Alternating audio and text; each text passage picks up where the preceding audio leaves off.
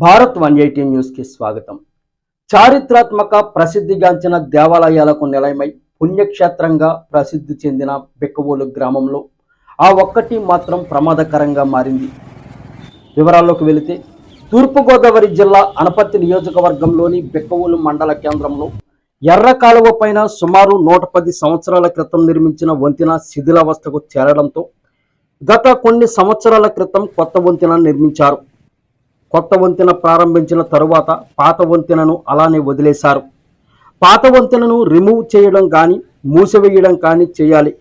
అలా చేయకపోవడంతో అనేక మంది ద్విచక్ర వాహనదారులు పాదచారులు ఆ వంతెనపై వెళుతూ ప్రమాదానికి గురవుతున్నారు.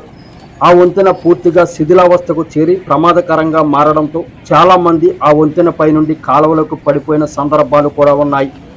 అంతేకాకుండా ఈ నెలలో వచ్చే సుబ్రహ్మణ్యేశ్వర స్వామి షష్ఠి ఉత్సవాలు బిక్కవోలులో ఘనంగా నిర్వహిస్తారు. ఈ ఉత్సవాలకు పరిసర గ్రామాల నుండి భక్తులు వేల సంఖ్యలో తరలి వస్తారు.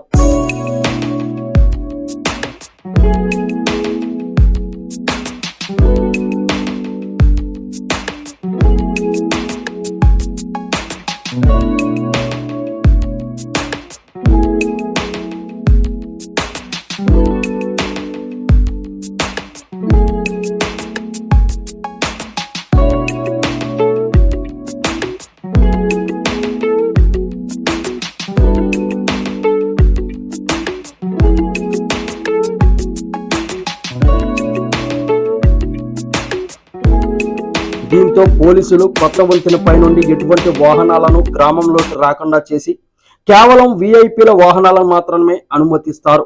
పక్కనే ఉన్న పాత వంతెనపై నుండి సామాన్యులు వెళ్లడానికి ప్రయత్నించి ప్రమాదాలు కొని తెచ్చుకున్న సందర్భాలు కూడా ఉన్నాయి. ఈ వంతెనపై నుండి పడిపోయి ప్రాణాలు కోల్పోయిన వారు కూడా చాలా మంది ఉన్నారు.